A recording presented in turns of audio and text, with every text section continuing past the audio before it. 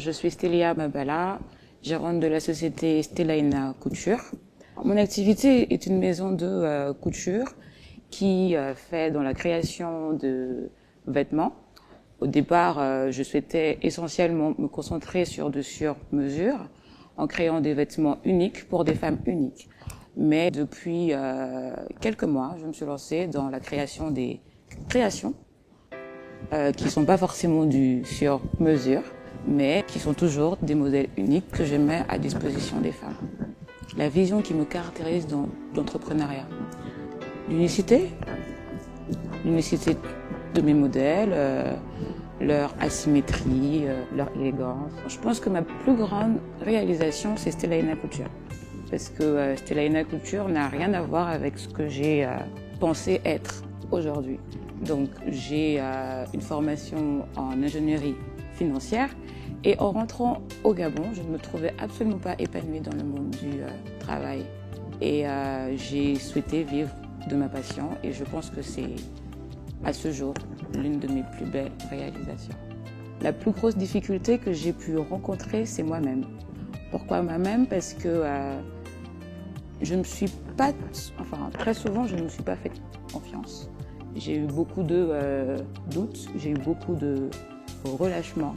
Et une chose est sûre, lorsque je me sens motivée et que j'ai envie de bien faire les choses, j'ai pas vraiment l'impression de rencontrer des difficultés dans mon activité.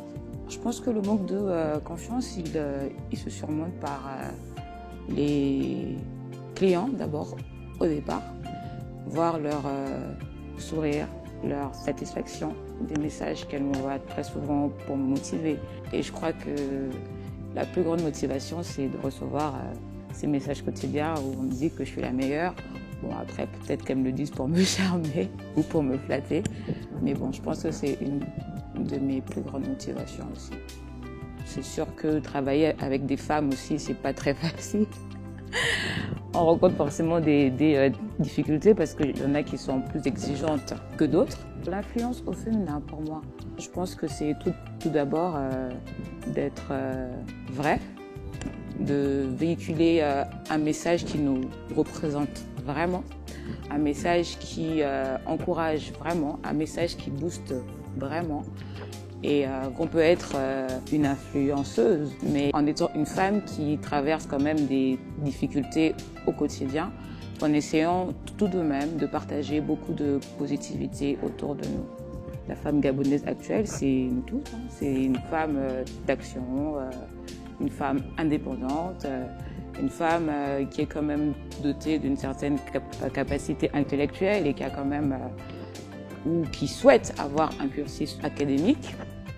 Donc une femme qui essaie de se hisser à des hauts niveaux de responsabilité et qui souhaite les mener à bien, enfin si elle veut. Je pense que la femme gabonaise a déjà le rôle qu'elle devrait avoir dans la société parce qu'aujourd'hui la femme gabonaise c'est une femme qui a des idées, c'est une femme novatrice, c'est une femme qui impose sa vision et c'est une femme qui arrive à matérialiser ses idées et à les mener jusqu'au bout, jusqu'à réalisation. Donc pour moi, c'est déjà ce rôle-là.